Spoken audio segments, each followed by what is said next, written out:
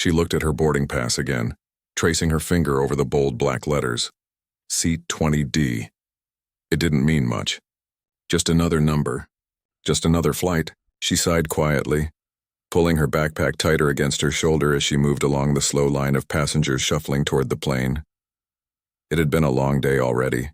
She wasn't much of a traveler. Flying made her nervous. Not because she feared the plane, but because she hated the waiting, the noise and the way everyone seemed to rush even when there was nowhere to go. Her flight had been delayed twice, and she had been sitting in the airport for almost 5 hours, sipping cold coffee and trying to distract herself with old messages on her phone. Now she was finally boarding. The air smelled of jet fuel and rain. The sky outside the tall airport windows was turning pale orange as the sun began to set behind a line of thick clouds. Everything felt tired, the kind of tired that seeps into your bones. When she reached the aircraft door, she gave the flight attendant a small smile.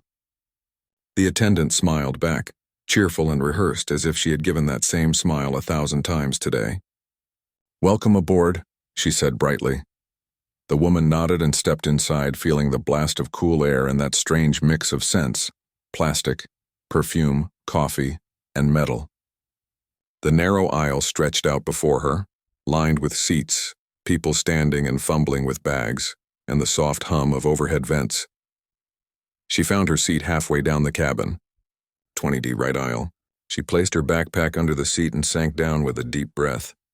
The cushion felt stiff, but it was a relief to sit. She gazed out across the rows. People were still finding their places. A man in a gray suit arguing softly with the flight attendant about carry-on space. A young couple laughing quietly as they tried to fit their luggage in the overhead bin, and a little boy pressing his nose to the window 2 rows ahead. For a few minutes, she let her mind drift. The soft chatter around her blurred into a steady hum. She took out her earphones and scrolled through her playlist, but before she could press play, she noticed someone standing beside her seat. "Excuse me," said a gentle voice. "I think I'm right next to you, 20E. She looked up. The man standing there looked about her age, maybe a few years older. He had tired eyes but a kind face, the kind that carried quiet patience. He smiled briefly as he placed his small bag overhead, then sat down beside her. She gave a polite smile back and turned slightly toward the aisle, hoping to sink into her music and disappear into the flight. But something felt different about this flight already. Maybe it was the way she felt so restless lately, the feeling that she was stuck between places, not just on this plane but in her own life. She closed her eyes for a moment. The announcement came over the speakers. The usual routine: seatbelts, life vests, tray tables, emergency exits. She barely listened.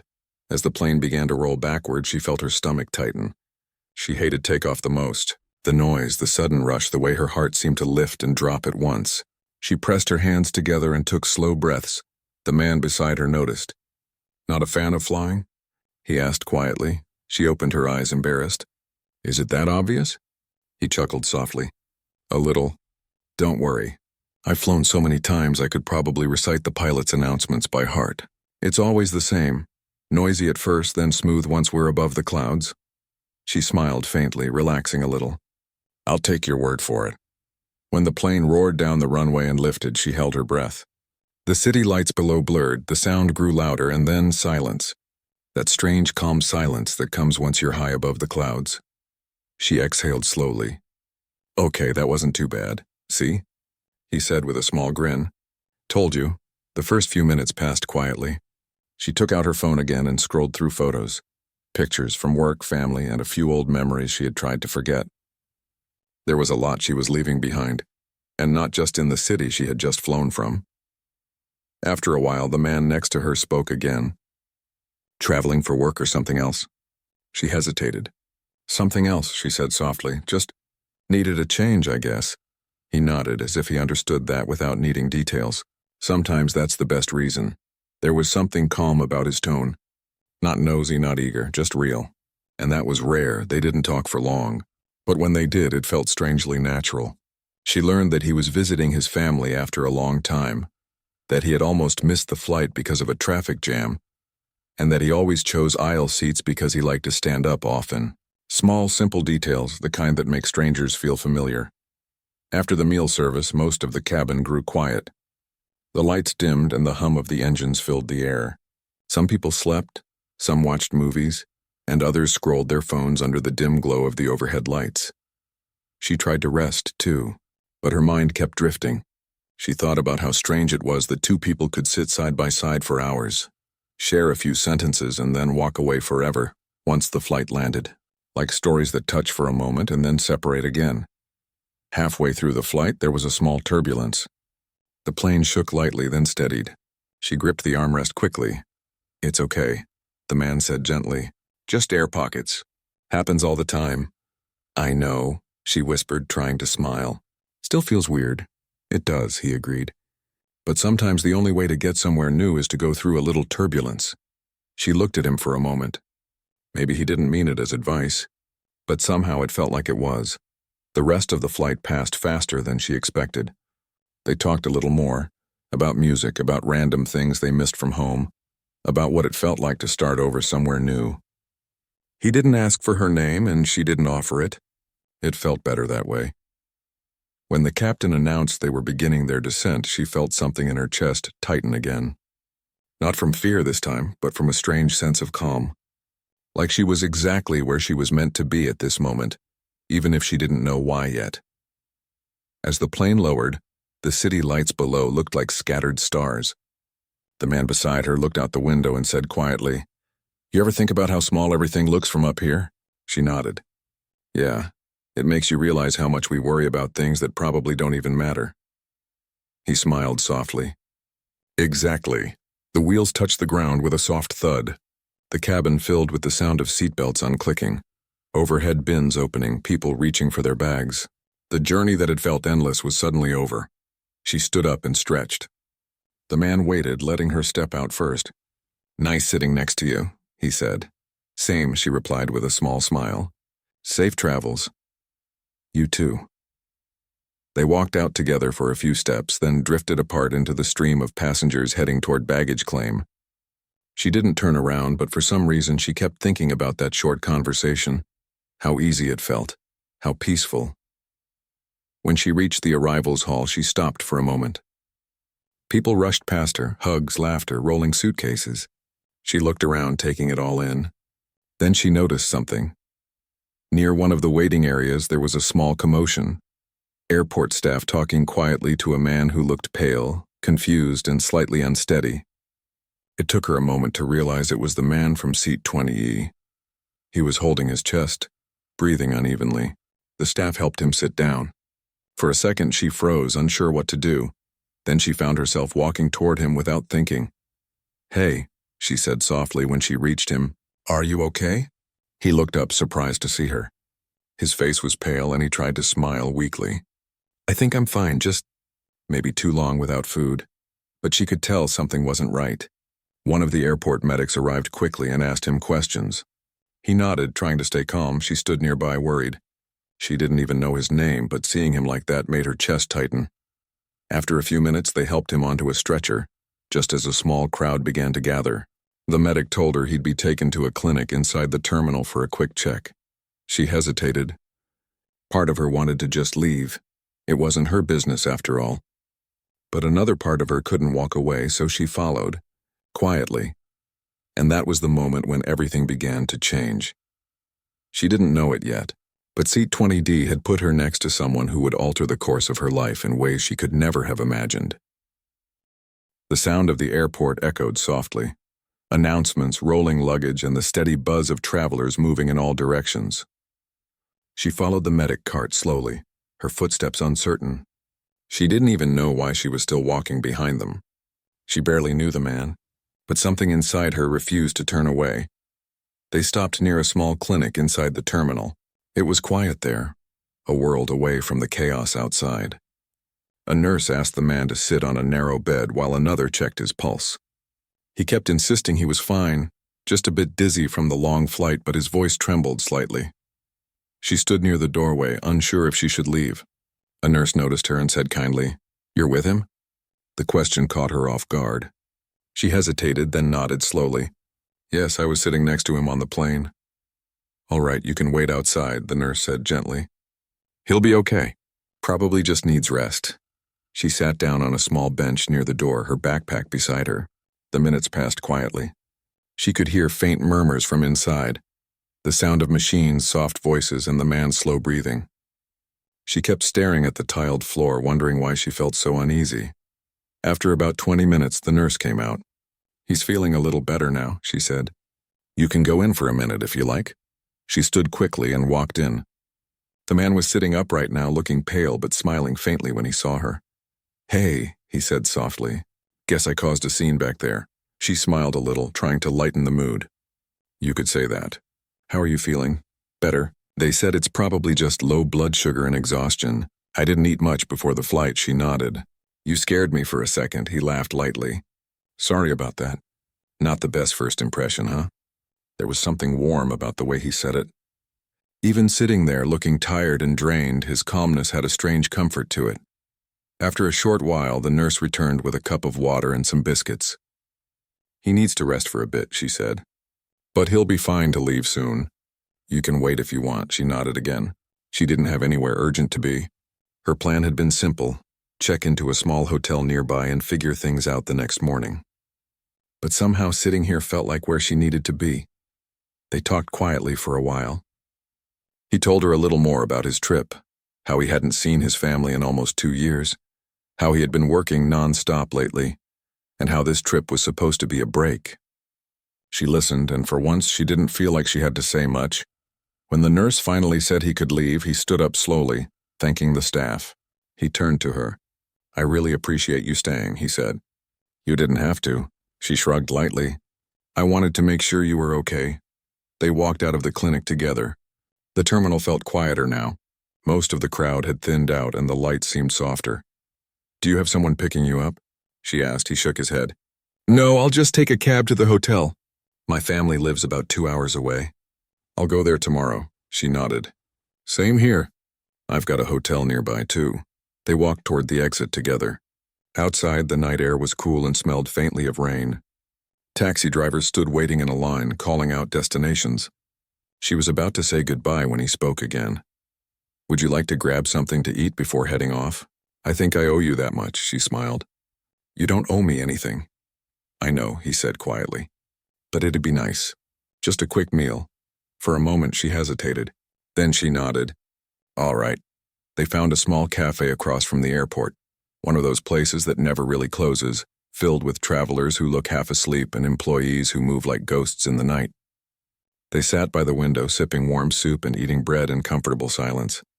It felt strange how easy it was to talk to him. He didn't make her feel rushed or judged. When she mentioned that she had recently quit her job and wasn't sure what came next, he didn't ask for reasons or advice. He just listened. "Sometimes," he said softly, "you don't need to have a plan. You just need to move." She smiled faintly. "That's pretty much what I'm doing. Just moving." He looked at her for a second and said, "Maybe that's how change begins." They talked a little more about small things, music, favorite places to visit, the people they missed. It wasn't deep or dramatic. It was simple. Real. When they finally stepped outside, the rain had started again, soft and cold. They stood under the cafe's awning, both quiet for a moment. "Where are you staying?" she asked. "Hotel Marlin," he said. "It's a few minutes away." Her eyes widened a little.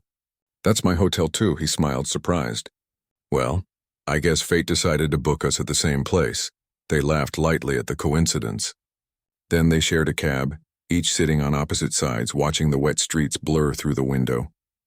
At the hotel, they checked in at separate counters. As she waited for her key, she heard the receptionist tell him that the elevators were under maintenance for the night. "Looks like we're walking," he said with a tired chuckle, glancing at her. They walked together up the narrow staircase, their footsteps echoing softly. It was late now, almost midnight. The hallway lights flickered slightly, casting long shadows on the walls. Her room was on the 4th floor, his on the same floor, just a few doors away. "Well," he said when they stopped outside her door, "thank you again for staying back, for the company, for everything." She smiled. "I should be the one thanking you. You made that flight a lot less terrifying." He laughed quietly. "Guess we helped each other." There was a short silence, comfortable and strange at the same time. "Good night," she said finally. "Good night." She went inside and closed the door. For a long time she just stood there, listening to the muffled sounds from the hallway. Something about this day felt heavier than it should have. She sat on the edge of the bed, replaying everything: the flight, the scare at the airport, the quiet meal. It was odd how a random seat number could bring two strangers together. But there was also something deeper, something she couldn't quite name yet. She turned off the light and lay down, but sleep didn't come easily. The city noises outside, the faint hum of air conditioning, and her own racing thoughts filled the darkness. Across the hall, he sat awake too. He looked out of the window, the glow of the streetlights casting lines across his face. He kept thinking about how she had stayed, how a stranger had shown more care than most people he knew. He reached for his phone, hesitated, and then put it back down. He didn't want to cross a line. But he also couldn't shake the feeling that this meeting wasn't just coincidence. The next morning, sunlight spilled into her room. She got up, showered, and packed her bag. The hotel had a small breakfast area downstairs, and she went there to grab some coffee. When she walked in, she saw him sitting at a corner table with a newspaper and a cup of tea. He looked up and smiled when he saw her. "Morning," he said warmly. "Morning," she replied, sitting down across from him. "I was wondering if I'd see you before heading out," he said. "I was thinking the same thing," she admitted. They ate quietly for a few minutes before he spoke again. "I'm visiting my family today. They live near the countryside." "You?" She hesitated. "I'm not sure yet. I was planning to stay a couple of days and maybe look for a new place to start fresh." He nodded. "If you ever need a quiet escape, you should visit the place I'm going to. It's peaceful there." "No noise, no rush," she smiled. "That sounds nice." He looked at her thoughtfully for a moment. "You should come with me, just for the day. Meet my folks, see the countryside. I'll drop you back by evening." She blinked, surprised. "That's a big offer." "You barely know me," he laughed. "You stayed with me in the airport clinic, remember? I think that earns some trust points," she laughed softly. "Maybe it does," he smiled, waiting. "No pressure. Just thought it might be a nice break before you start figuring things out." For a while she didn't answer. Then she looked out the window at the busy street and said quietly, "All right, I'll come." Something in her heart told her this was right, that maybe the seat number, the timing, everything had brought her here for a reason. As they stepped out of the hotel together, the morning air felt lighter than before. The noise of the city faded behind them as they drove toward the countryside, unaware that this small decision, this one simple yes, would begin to change both their lives in ways they never could have imagined. The road stretched out endlessly ahead, winding through open fields and quiet towns that looked half asleep in the morning sun. She leaned back in the passenger seat, her hands folded in her lap, watching the passing scenery blur by. It had been years since she had seen so much green in one place: tall trees swaying gently, wide stretches of farmland, and the occasional group of birds gliding low over the fields. The car's engine hummed softly, and for a long while neither of them spoke. It wasn't an awkward silence, just calm. Every so often he would glance at her and smile before turning back to the road. "Not bad, right?" he said finally. She smiled faintly.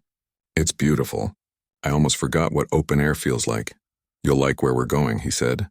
"It's quiet, maybe too quiet for some people, but it has this way of slowing everything down." "That sounds perfect," she replied.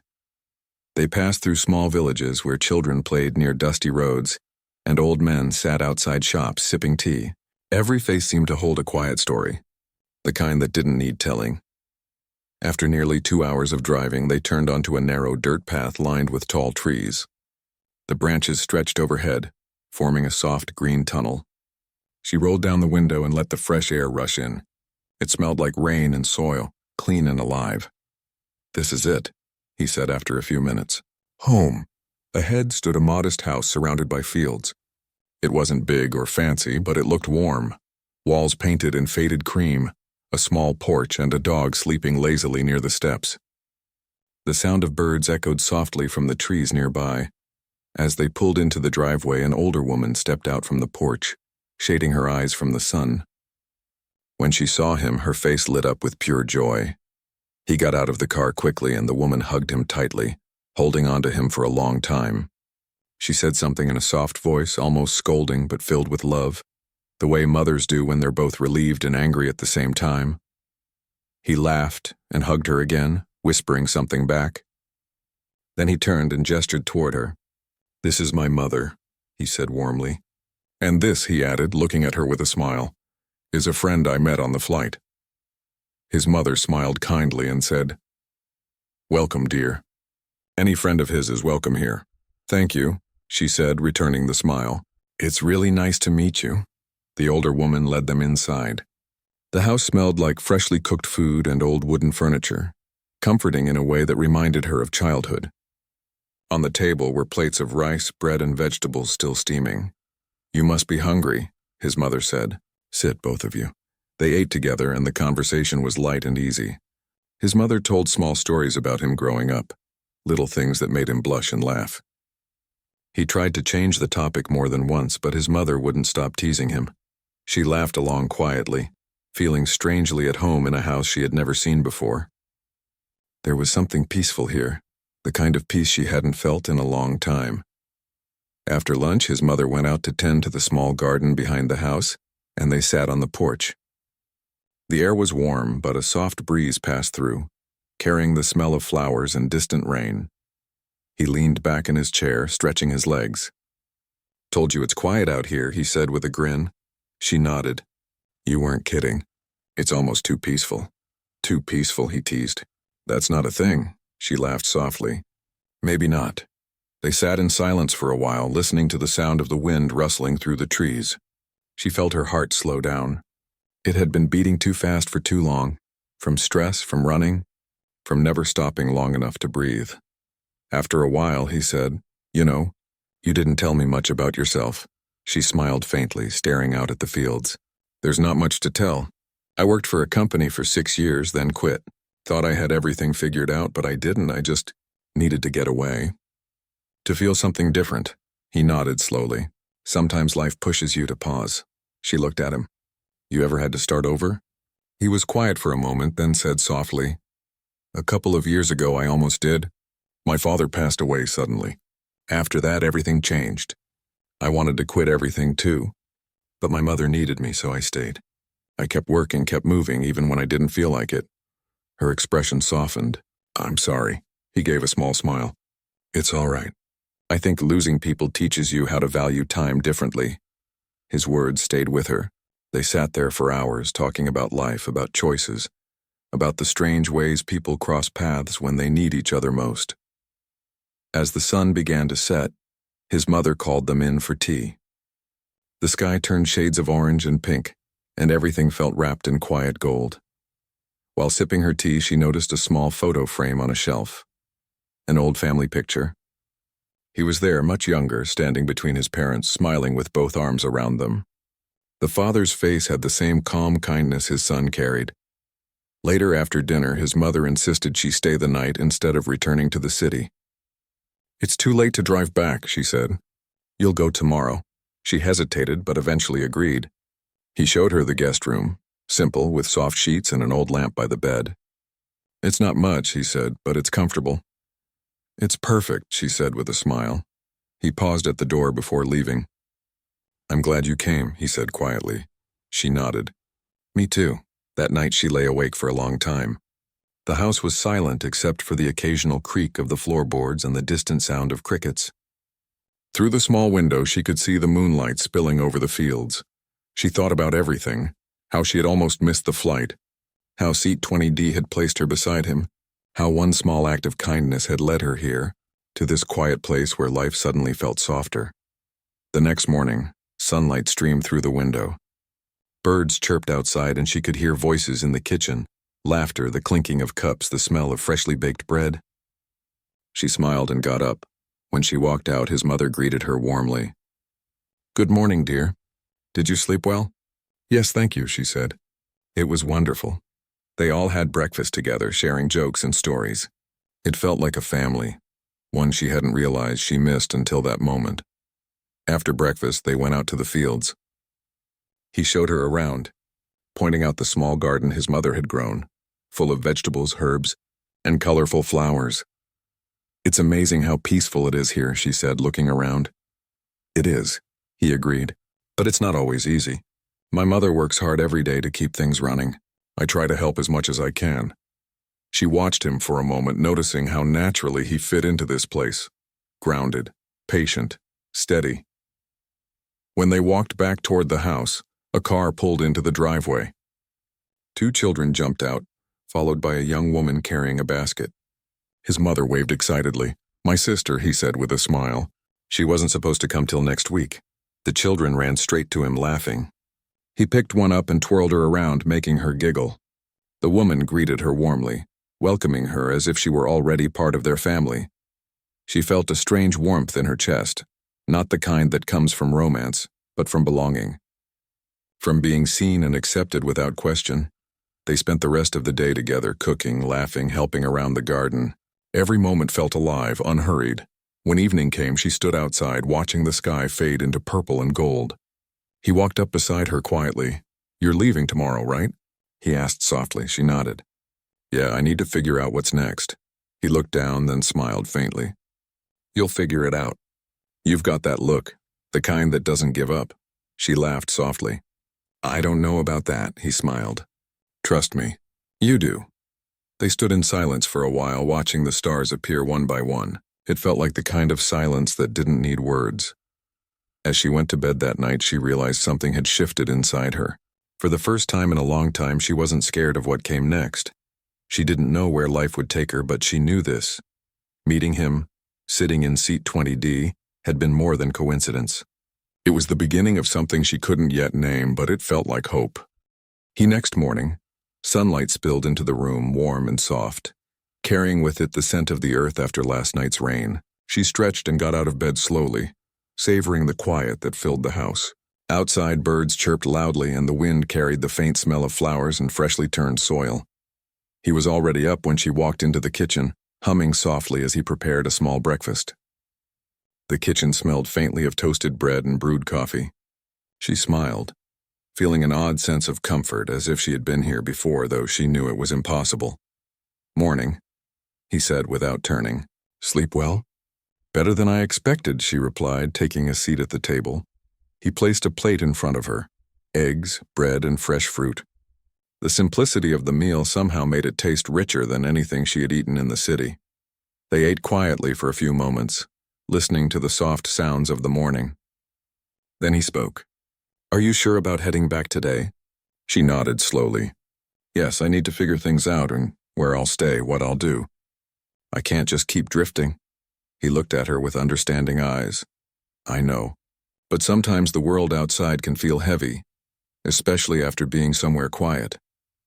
"I'll manage," she said, smiling faintly. After breakfast, they walked through the fields one last time. The sky was clear, a pale blue stretching endlessly above, and the sun warmed her face. He showed her a small stream that ran behind the property, its water glimmering in the morning light. She knelt by the stream, letting her fingers trail in the cool water. The feeling was simple, almost meditative. For a moment, she let herself imagine staying. Just here, just this. No deadlines, no noise, no rush. "You like it?" he asked quietly, standing behind her. "I do," she said softly. "I could stay forever," he chuckled softly. "I knew you would like it." They walked back to the house, their footsteps light on the soft dirt path. His mother came out to see them off, carrying a small basket with bread and jam. "For the road," she said kindly. "Thank you," she said. "That's very sweet of you." "You're welcome, dear." "You take care of yourself," she said, patting her hand gently. When they reached the car, they packed their bags and got in. She glanced back at the house one last time. The warm walls, the small garden, the trees swaying gently in the breeze. It felt like a place frozen in time, untouched by the chaos of the world beyond. The drive back to the city was quiet. Neither spoke much, each lost in their thoughts. She felt a mix of emotions, gratitude, peace, and an unexpected sadness at leaving. When they reached the hotel, she thanked him again. "For everything. I can't tell you how much this trip, everything had meant to me." He smiled softly. "I'm glad you came. It was good for both of us, I think," she nodded. "I hope we can meet again sometime." "I hope so too," he said, his voice gentle. They parted ways at the hotel, each stepping into the elevator that would take them to their separate rooms. She felt a strange emptiness as the doors closed, but also a quiet warmth. Meeting him, sitting beside him on that flight and then spending time in his world had changed something inside her. The rest of the day passed slowly. She walked through the city streets feeling a little out of place. The noise, the rush, the endless movement, it all felt too loud after the calm of the countryside. She found herself stopping frequently, noticing small details she had ignored before. The way sunlight reflected off a puddle, the sound of laughter from a nearby cafe, the smell of fresh bread from a bakery. She realized how much she had been missing, how much life she had been watching from a distance instead of living. That evening, she returned to her hotel room and sat by the window, looking out at the city lights. She thought about the man, about his family, about the quiet fields and the small stream. She realized that part of her had been searching for this, for connection, for kindness, for a place that felt like it belonged to her. The next morning, she made a decision. She would take a small apartment nearby, not far from the hotel, and start anew. She didn't know exactly what she would do, work, explore, learn. But she knew she couldn't go back to drifting aimlessly. She packed her things and checked out of the hotel. As she stepped into the bustling city streets, she felt a renewed sense of purpose. The world felt bigger now, full of possibilities, not just obligations. Over the next few weeks, she settled into a small apartment. It wasn't luxurious, but it was hers. She filled it with small touches, a few plants, books she loved, pictures of places she wanted to visit. Each day, she took small steps toward building a life that felt real, not just lived. She kept in touch with him through messages. They shared small details about their days, pictures of places they visited, and little thoughts that came to mind. Their connection grew quietly, without pressure, without expectation. One evening, he invited her to a small gathering at his place, just his family and a few close friends. She felt nervous but accepted. When she arrived, they welcomed her warmly, offering food, conversation, and laughter. She felt a sense of belonging she hadn't realized she had been craving. The night was filled with simple joys, stories, music, shared meals. She laughed more than she had in months. Watching him interact with his family, seeing the kindness and patience he carried, she felt something shift inside her. She realized that life wasn't about escaping from everything, but about finding the right people and places that made it worth living fully. As she walked home that night, the city lights reflected on the wet streets and the cool air filled her lungs. She felt a quiet confidence she hadn't felt before. Meeting him, spending time in the countryside, and slowly building her own space had taught her something important. Change wasn't always loud or sudden. Sometimes it came quietly, in small moments, and it was powerful enough to transform everything. She stopped for a moment, looking up at the sky. The stars were just beginning to appear, faint and distant, but they felt close somehow. She smiled, feeling grateful for the strange journey that had begun with Seat 20D. Life had changed. She could feel it, in the calm she carried, in the hope she felt, in the small joy of discovering that the world could be gentle and kind. She knew the path ahead wouldn't always be easy, but she was ready.